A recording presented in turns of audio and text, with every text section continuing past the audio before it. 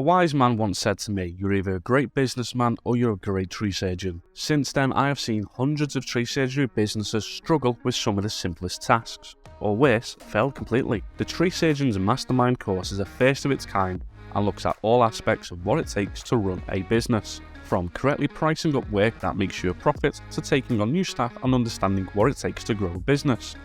Designed by a tree surgeon for tree surgery business owners, the 12-month program helps you learn the tools and techniques to take you from breaking even to making a profit, whilst giving you more time to enjoy with friends and family and your hobbies. Henry Guiban helps you implement the 4 pillars of success: numbers, sales and marketing, systems, and culture, allowing you to create a business of any size that won't consume your life and dominate your every thought. It's pretty much the bit between getting qualified to becoming a real success while bypassing the pitfalls. If you would like to register interest in an up-and-coming webinar or a call with Henry, visit tsbauk.co.uk. Thanks to our sponsor today, Arb, the UK's leading business finance broker for the Arb industry.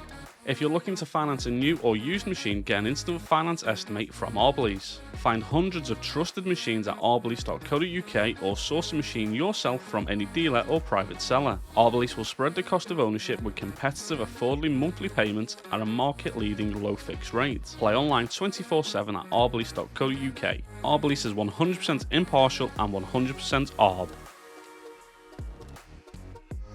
If you're not already, make sure you give us a follow over on Spotify and leave us a review.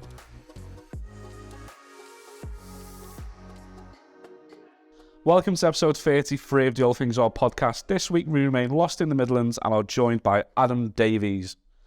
Adam, thank you very much for coming on the podcast. That's right. I was speaking to Chris just the other week when we did his episode, and if you're watching on YouTube and Facebook, you'll still see we're at Chris's building, so big shout out to Chris White for letting us come back and do another podcast. And I still don't know exactly what you do. So far, I've figured it out that you prat about doing a bit of tree work. Yes. You mess about with Chris. A lot. You helped him build Lola Man's ass. I didn't touch his ass. Oh, you denying that now? I had nothing to do with his ass. So what is it that you do as such? It's pretty much what you just said. So, contracting to sort of fill my time. And I'm just sort of involved in like helping bring the younger lads on there. Doing bits for myself. Doing more surveying and stuff like that. Come down here, I help Chris with the training. And then at the side, I do mess around with a bit of media because it's something I've got contacts that have asked for things, and just sort of fill in where I'm needed. Mainly for brands within the Arb industry.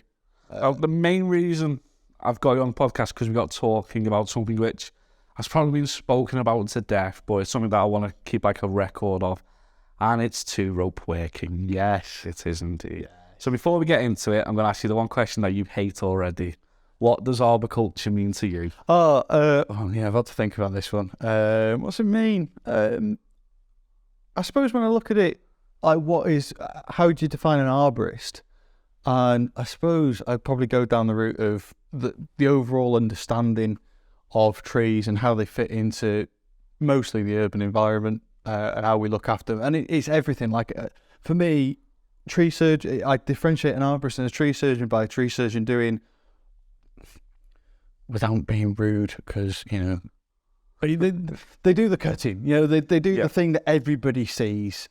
Whereas an arborist, very, very practical. Let's go down that route. Whereas an arborist is capable of doing the practical stuff, but they're also capable of doing the stuff that the more science, the more academic side, and looking after trees as a whole, right from planting through to care, management, plans, all that sort of stuff. Now, for me, what qualifies you to talk about two-rope working is because Chris, one threw you under the bus. He did. And then told me that you used to work for ISC. Yeah. So what did you do at ISC? Well, so I started... do you know what? It's quite a good story, actually. I started that. I was contracting. Everything went south. Everything went really quiet. And I think it was like recession time and stuff like that. Keep my van on the road. I just started working in a pub and still doing like the odd bits of contracting when it was available. And they came in one night. These people came in, and one of them I recognised, like some friend of my mum's. Oh yeah, again, just like Chris, I'll talk to anyone. And yeah, I started talking. And so she introduced me to this other guy. Turns out he was one of the directors at ISC, and all they wanted me to do to begin with was just go in and set things up in a tree for them, so they could take pictures of it and put everything together, how it'd be used, because they at the time they didn't have much knowledge of the Arb industry. They're very strong in rope access and rope rescue and all the other stuff that they were involved in. And I was like, see, I had to think about it, because of what I now know at the time, ISC were very much in the background producing for other brands. So you wouldn't have seen them as ISC, you'd have just seen them behind other brands. So yeah, I got invited along, went out of the show, because they're only 15 minutes from where I lived anyway. Got invited along, and they wanted me to sort of come on board, jumped into the customer service office, again, sort of like learning from the bottom up, really. And then from there, I did customer service for like all the Arb supply companies in the UK, and then that extended out to Europe. And then as I was doing Arb and I was going to see people in Europe, I started getting involved in rope rescue and rope access. And I was already doing a bit of rope access, because whilst I was at ISC, I was still contracted at weekends. I was trying to buy a house. I was working everywhere. So I was rope access, de-vegging railways, you name it, I was at it. And yeah, it just sort of snowballed from there, really. Ended up, I think, when I look at it, there was like the start point, or 3 periods of working at ISC for me. It was a start point and learning everything. Then there was the main point, and my main point was very technical. I was involved in going out and training people, because training was a good tool to teach retailers how to understand products, but then they would set up demonstrations with their customers and like local fire departments and whatever. And we were doing this. It started out in Europe, rolled into America. I ended up doing stuff South America, across Asia. I got sent to have a look at a zip line in Zimbabwe. I had 3 goes of that, and then that was my job done. I was on holiday for 2 weeks. Where was I? So it became very technical, and then I got involved with IRATA. I was then sat on the IRATA Equipment Standards Committee for a short time, because just everything changed. I got involved with loads of fire and rescue stuff as well. And then as my technical knowledge grew, I got asked to help write the user manual for the D4 Descender. And we had a cracking graphic designer at the time. And she was doing all the putting words on paper, on screen, all that sort of thing. And I was just putting words into it and thinking, how can people cock this device up, and let's try and write against it, and what are people going to do with this thing, and how can I advise them? And I wanted these manuals to become, or that manual especially, to become like a little source of information. A little bit akin to how Petzl produce theirs. They've sort of scaled back on what information they provide, but I wanted it to be go-to source, because have you ever been on your load inspection course or anything like that? No, I need to speak to Chris Cooper Abs and get a book. No, right, okay. But one thing to tell you is refer to the manufacturer's instructions. Yes. Okay. So I know this goes on. So I thought, right, let's head people off for the past, because otherwise people are going to be phoning me. So if I can write all their questions down, all their FAQs, put it all in there, and we'll have a good manual. Product might be crap, but at least the manual's good. So yeah, I got involved in that. And then halfway through doing that project, she left. She went on maternity, whatever. What am I going to do here? So then I had to teach myself how to use Mac. Never used Mac before. I had to in order to finish it and get in time with the launch and everything like that, I had to teach myself how to use a Mac. I had to teach myself how to use several of the Adobe suite, which I'm sure you'll understand. Oh, yeah. So Photoshop, Illustrator, InDesign, highly, highly complex. It's a little bit above Microsoft Word, and yeah, that's how I got into that. And then writing manuals, and then getting buried in the standards and all that sort of stuff. All the really geeky aspects. Oh, yeah. Did you ever get involved in the product development stuff? Yes. Yeah. So I won't give you a one-word answer. So I used to take stuff out. And go see customers, people I knew. Obviously, my network at home was fairly large with everybody I knew. So if I wanted something breaking, I know who to send it to. If I wanted really good feedback and detailed feedback, I knew who to send it to. And you just have that. And then obviously with my stuff at the weekends, I would also go out and do a lot of it myself. And then it was also an excuse to just get out in the office and go for a swing around somewhere. Yeah. I'm just going off for a bit. Did you ever help develop a product that never came to market? You allowed to speak about any of that stuff? No. Not that I'm not allowed to speak about it. I never helped develop a product that didn't make it. What was the best product while you were at ISC then? For the Arb industry? For the Arb industry, oh, geez. Heavily involved with the rope wrench. So I was involved with the rope wrench right from the start when Kev Bingham approached us. And then that involved a lot of learning from Kev. Kev, lovely guy, love him to bits.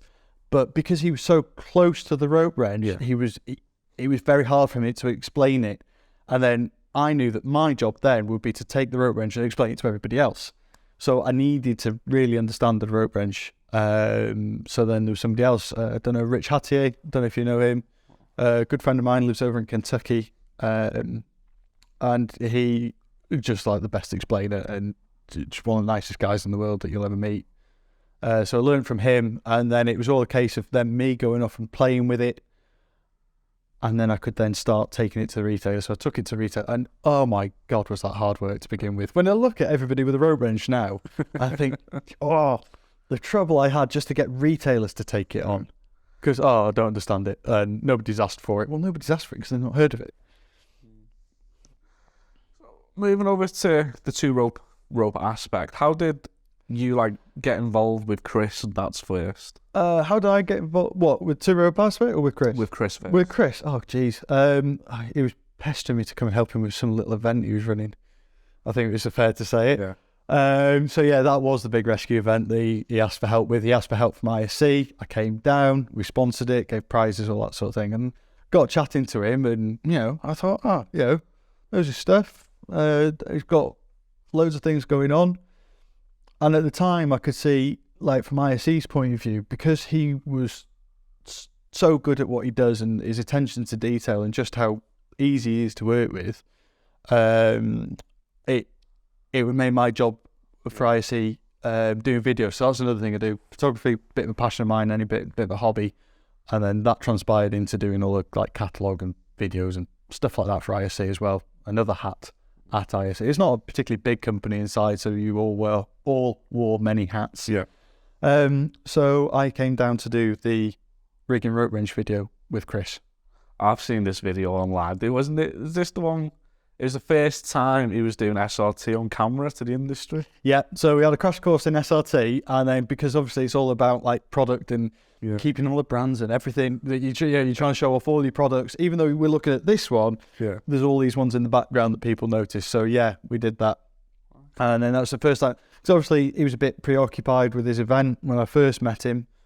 So yeah, we got chatting, and then so it went away. I went back to ISC, did my own thing, and then I got a phone call from a friend of ours saying that would I be interested in going and help out with the photography job because they're not getting what they needed. Yeah. Okay, fine, fair enough. So I went down. It turns out that was TG1. Oh, technical guides, yeah? Yeah, technical guide 1. Yeah. So they needed somebody who could climb and take photos. So to be able to get up into the tree and do all the images. So yeah, I did that. Took a couple of goes at it, got into the swing of things, and then got invited back for several of the others as well. And at that point, and then we were starting to talk about coming down and helping Chris teach. So I'd not really thought about teaching to MPT sites, City and Guild standards. I was just happy doing my product training. Right, okay, fair enough. And then that was sort of lockdown time, 2020. I was coming down for that. And then the opportunity arose for redundancy. Redundancy from ISC, European Travelling Sales Manager, not required, because obviously COVID, nobody knew where we were going. And because I was sort of doing this, I was doing a bit of contracting on the side, don't tell the tax man. Yeah, I took the redundancy and just went back to contracting, doing what I've initially wanted to do, because I've always wanted to do trees. Like, since before my GCSEs, I wanted to do trees. So to get to go back to that, reignited that for me. So yeah. With being at IFC then, so you do the two rope, the rope access stuff, and then you've got your climbing aspect, your rock climbers and all that stuff, and the Arb industry came along. When did you first come across this two rope working idea then? When I got invited down to one of the scoping meetings for writing TG1 by the Arb Association. Yeah. So that's when I sort of first became aware of it within the Arb industry. Right. Yeah, that's interesting. So then, because stupidly, they'd asked me if I'd be interested in tendering to write one of the tech guys. Yeah. Like, oh yeah, this would be really cool. And I was badgering the guys at ISC to let me go off and do it, and they just never came back to me with an answer. And by that time, it'd already gone. And I look back at it now, going, "Thank God I didn't get that." Thank God. Is it 5 guides now? Yeah, 5 guides. Yeah, they're absolutely fantastic. Oh, they are. The work and the effort that went into them. Yes, I'd be well out of my depth. So glad I didn't get those.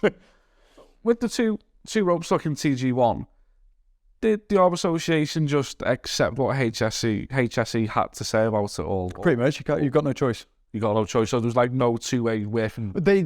That's put it into very black and white terms, because the HSE are very black and white. Yeah. They've got a team. They've got loads of powers. They've got teams of very highly trained assessors.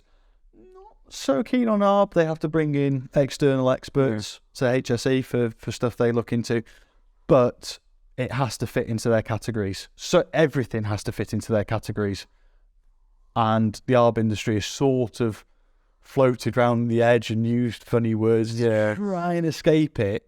But with the way our techniques have changed, and obviously HSE are a major stakeholder in the tech guides, they needed to know what was going on. And at that point they went, "Hang on a minute, guys, what are you doing? What are you doing?" As an industry, not the area or anyone in particular. But did we need it, and do we need it? Yes. Why? Because it all comes back down to the work at height regs. And obviously regulations are there to apply and act. Without getting bogged down into the legalities of it, they interpret the Health and Safety at Work Act and apply it to anybody working at height. Whether you're cleaning windows, if you're mooching around on a roof looking at telecom masts, whatever it is, they apply to you if you work at height. And the way it comes down to is your interpretation. It's the way the ropes move. And when you're working in suspension, if you're working in suspension, it's 2 ropes. As far as the HSE are concerned, 2 ropes, no ifs, no buts. Because you see with the window cleaners, with the rope access stuff, they've always got multiple lines. Yep. And then, obviously, me and you, we graduated similar times, you a couple of years before me. And even when we were moving around the tree, just having, for me, that one central anchor point would give me 360-degree motion around the tree. Yeah. And then when we started looking at the 2 rope work and stuff, it was like, well, it felt like the level of freedom was taken away, where you'd have to be constantly adjusting, and you'd never get in the same place to where you'd want to. Well, I'd say you need to change your mindset and look at the positives. So we've been involved in the tech guys, and then being asked to come and train. Yeah. I've had to force myself to do it, because I was taught on one, and I've tried loads of different things. I've been fortunate to sort of have experience and knowledge of like loads of different kit from around the world, and work out what can work. And it's a change of mindset, and people need to be shown the positives of it rather than just go, because our natural reaction to change is to just slam the brakes on and hands up and go, "Oh no, I don't like that." Whereas when you start looking at the positives of it, like for me now, the way I climb, I usually have an SRT or a stationary system and a moving rope system set up. And for me, I think that's the best of both worlds. So I leave my stationary rope system at the highest point in the tree. That's my main anchor point. Yeah. Okay. I then have my double rope system, my moving rope system. I use a zigzag at the minute. Well, I say I use a zigzag. I use everything. Yeah. Because some days I fancy a hitch. Some days I fancy a zigzag. And I think of that as a giant work positioning lanyard, side lanyard. Okay, so I use that to help me to get out onto the ends of branches. And then if there's a good anchor point out there, I'll put it out there. Okay, and then that allows me to work at that edge of the canopy without taking a pendulum fall, or I'm nicely supported at the end. And then I mooch back in along the branch, and then I'll pull that, obviously lanyard in, but pull that out and re-anchor it somewhere else. I move around with those. So to get the most out of 2 ropes, you have to. It's better to have the anchor points away from each other, so you're always working in that V. Okay, and then you'll find that your working positioning gets better, and then when your working positioning gets better, your cutting is better because you're in a safer position. You know, you don't find yourself dangling and fighting it so much because you're nicely triangulated. And I think you've got, we can all whinge about how it's different, and oh my God, I can't keep track of 2 ropes. Well, you know, if you're in a tree and you're doing a lowering operation, you've got 2 ropes in a tree. Yeah. Because when we started talking about it, you made that very valid point, and I was like, oh yeah, we've been working with 2 ropes for a long, long time. Well, you throw a pull line into the mix. Oh, you've got another line in the tree. And you've got your lanyard as well. Yeah. So we are used to working with them. It was just, I felt like at the time as a climber, because I was still climbing back in 2018, 2019, it felt like the Arb Association basically just, I don't know, no disrespect to the Arb Association, just bent over and took it and didn't speak to arborists. And HSE didn't really feel like they communicated to arborists to say, how do you do your job? They did. They did. They did. There's a massive public consultation. Massive public consultation. Now, it could always been better. Yeah. Okay. Everything could have been better than, nothing's perfect.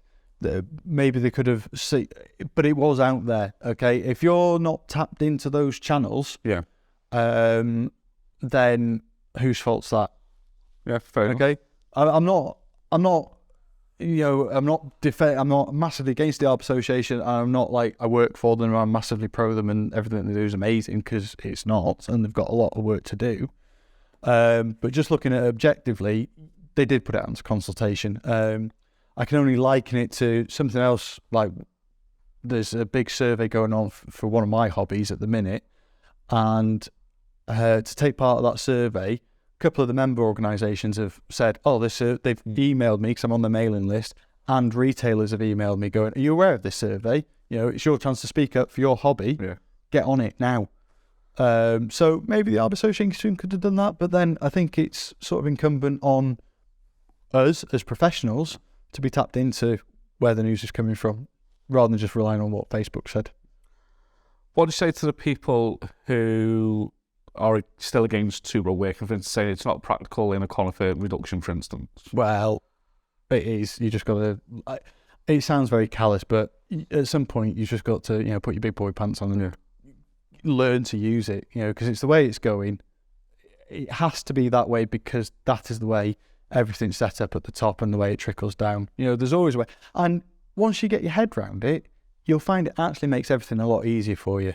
And are you aware of the Augsburg show in Germany? The which show, sorry? The Augsburg. They're like German tree care day. They have. I'm going to say no, probably do. I'd recognise it. It's a bit like their Arb Association, but they're on it way more. Yeah. The German, they're organised. And a couple of friends of mine went. I normally go used to go every year with ISC. I haven't been this year for travel, and just quite glad not to travel.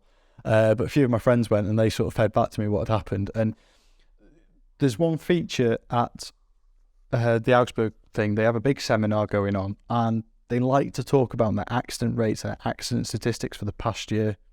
They're very open about it. See, that's something that it's not, because I tried to find the research to say between years, I don't know, we'll say 2009 to 2015, we'll say there's 20 accidents, fall from height accidents that you know about. Specifically. I'm just coming up with numbers on this one, because I've not been able to find exact details, because it's skew width. We'll say there's been 20 accidents from fall from height, specifically to do with the Arb industry. Yeah. And then from 2016 until now, there's been exactly the same number of accidents. Yeah. Where's the improvements in health and safety with it? Do you know what the cause of those accidents were? No, I don't. I hazard a guess, and I don't know for a fact because I've not looked at this for a while, but based on what I know from what other people have told me, they're well respected in this because they look into these things. A lot of them are to do with anchor point failure, and that's what that's what I was going to say about the Germans as well. I think it was like something like 70% of their accidents that were recorded as fall from height were as a result of anchor point failure on one rope. Are they doing 2 ropes in Europe at the moment? They're not, but they're very much looking at what we're doing. Yeah. They are very interested. I mean, it's funny, isn't it, Europe? Sometimes they're like really on it. Because like Germany, up until a few years ago, relatively recently, didn't allow German nationals to climb. And I never understood that. Because when we were in college, it was always the case if you go to Australia and you go to Germany. And you'd think, well, why? Well, they don't let the nationals climb. Yeah. How does that make sense? Yeah. Did you go to Germany? No. Oh, it was that, and it was a toss-up between going over to Germany, going over to Norway, Australia, or New Zealand. Yeah, Norway would have been cool, wouldn't it? Yeah, they were the 4 that were really spoken about, and I don't think I had the balls to do it. I just finished college and all that stuff, and I was thinking, well, I want to do something different. And they were offering, at the time, really great rates of pay. They were offering sortie visas. Yeah, they did all that to me as well. Yeah, and I never bit the bullet onto it because I thought, I'm just a climber. I don't know what I'm doing. And then, I didn't like Australia. It's too hot for me. I'm Welsh. I'm not built for the heat. Right. And then you look at the winters over in Europe and you're thinking, yeah, I'm not built for that. Oh, I am.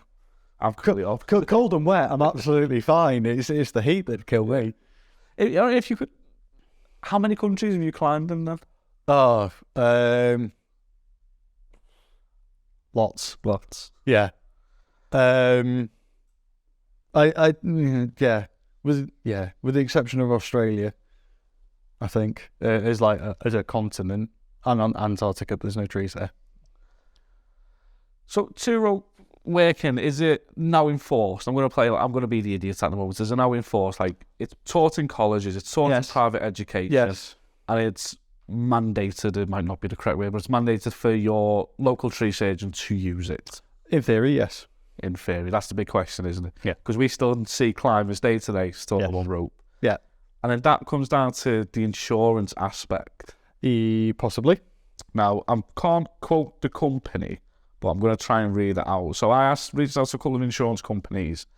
I got back, word for word, in answer to your below question, there isn't a specific 2-rope exclusion under our policy, but it's always advisable to check with your broker/insurer as policy terms may differ. If an incident occurs, insurers and HSE may also take into account whether appropriate health and safety measures such as training, supervision, and review risk assessments and method statements. That's very holding back, isn't it? Oh, it's giving an answer without giving an answer, isn't it? Yeah. But what do you do in that situation? Do you just go, sorry, we're using the 2 ropes because if something goes wrong, we have to be covered on that? Yeah. Or are they looking at, well, he's had the correct training on it, he didn't really need the 2 ropes? Again, if you go through the correct training channels, you'd go, there's no real justification for it. I mean, I know in the Arb Association have put, for me, my personal opinion is they put a slightly woolly thing. They haven't put a hard thing on it. If you can justify, I don't think, and speaking to other people that are higher up than I am in all of this, there's no real justification for it. And I know people won't like to hear that, and I know people are going to whinge about hearing that, but that is the facts of what it is. It costs too much money, it takes too long, how can I justify it? They don't like the really basic arguments with. Yeah, and do you know what? I don't cost, but if someone brought something out in a different colour, you go out and buy it just because it's shiny. Yeah. People do. I do. But with the 2-rope systems, do you have to have individual systems? Could I use 2 rope wrenches, for instance, or 2 zigzags? So what it is 2 independently anchored systems. That's what it boils down to. Yeah. It doesn't say, it's not prescriptive as to what those systems are. I'll quite happily flick, like you said, 2 moving rope, 2 stationary rope, 1 of each. I do find 1 of each to be the best combination because you've got that ascent and the work positioning and all the tricks that you can do with SRT. Yet when you just want to make the short hop up and pull yourself in a longer branch, you've got your moving rope there, and there's nothing going to beat that. Could this be HSE's attempt of ruling out future climbing? No, I don't think so. Just to sort of try and make it like more awkward for people coming. No, just be compliant. So the way HSE look at work at height, it's broadly split into 3 categories, okay? Yeah. So you've got your work restraint, which is very, very basic, and it is what it says on the tin. And that is the use of harnesses or belts and like fixed length lanyards that will physically stop you from getting anywhere near an edge where you can take a fall. Okay, mainly aimed at like roof workers and stuff like that, you know. And then the next category after that is what we call work positioning, and that looks at people on towers and things like that who are very much using their hands and feet to move around, but they need to have support or some sort of fall protection in should they slip or whatever, you know. And as an industry, we've been arguing that we fall under the work positioning banner. Like the Arb industry always falls under something else. It's never. But it's always been such a hash up that it's never really formed its own sort of identities. It's always been bound by other people's rules to a certain extent. And this is a thing of like techniques developing way ahead of training, and training is way ahead of legislation because it takes so long to do. Yeah. Did the manufacturers ever get involved with the aspect? Did they just go, "Oh, we're just going to sell double of everything"? All right then, yeah, pretty much. Yeah, we haven't asked for it. We had, I say we, manufacturers had no sway because they don't dictate the industry. You know, they'll be asked for their opinions on how kit works. Because just going back to like the third category of what we were talking about, the other one is rope access. Okay, and the way HSE view rope access is the stationary lines, and the person moves on the line rather than the line moving as it did in a moving rope system. Okay, and what's really kicked that off is when we try to define what SRT is. Yeah, which is moving on the line. Yeah, because I was going to ask you, which the only person that's actually explained to me 2 rope working is 2 anchor points, not 2 climbing systems. So that makes a lot more sense to me. So again, does 2 rope working apply to SRT? Yeah, because it's 2 anchor points. Yeah. Right, so that's cleared that up for me as well now. So I've got my 2 anchor points. Mm-hmm. Doing a branch walk, and I need to do a 25% reduction. Do I still need to use a lanyard? No. So as long as I've got my 2 anchor points in, I don't need to then have a third line. If that would come back to your training, and if you felt you were at risk of like taking a swing in, or you wanted to steady yourself or whatever. But this is one of the things where you want to look at the advantages of 2 ropes. You know, if you're like whipping up and down like the main stem, don't have to be out, and you're stopping, lanyard on, cut, throw it away, lanyard off, move on to the next one. Well, if you're nicely set up on your 2 ropes, just keep coming down, cut as you go, because you're there. But then obviously working position, chainsaw use, everything like that, chainsaw should be anywhere near your ropes. It's easier said than done, isn't it? Yeah. You still get people. Would it not put, I'm trying to think like really outside the box, or really just like dumb questions at the moment, which I'm normally quite good at. Would it not put extra stress on the canopy, or would it just half your weight on your ankle? It would, yeah. So yeah, you're spreading it out, aren't you? Yeah. Right then, we'll walk there. Can't get the words out.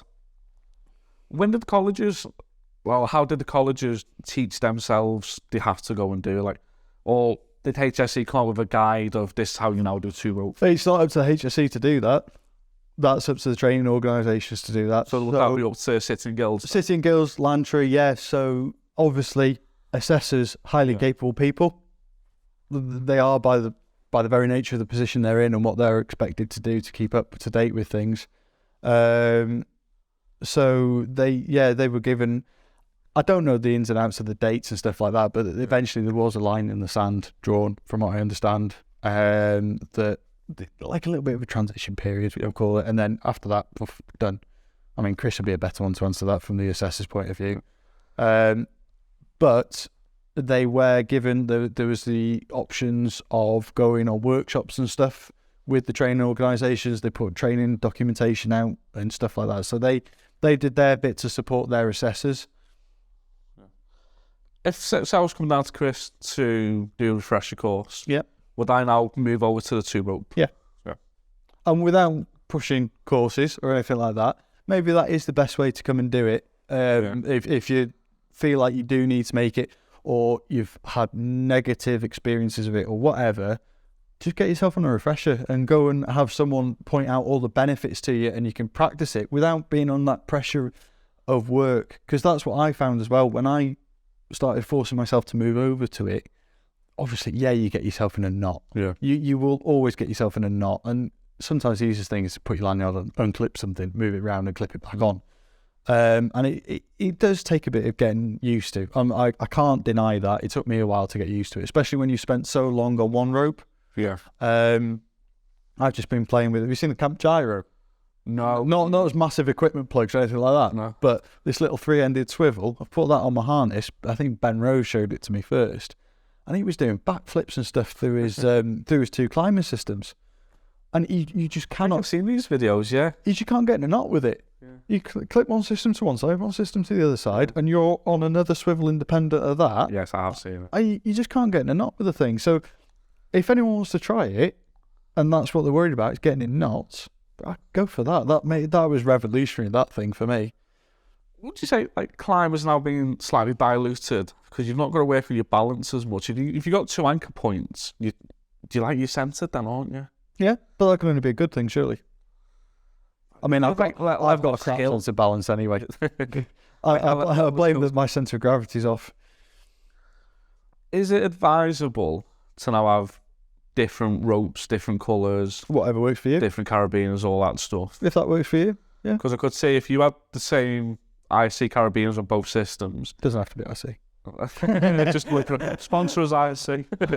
Because you could unclip one anchor point thinking it was your secondary one to move, and you could probably catch yourself off guard a little bit, even though you're still attached. And possibly, and that's the great thing of being attached twice. So even if you unclip once, you've still got one on.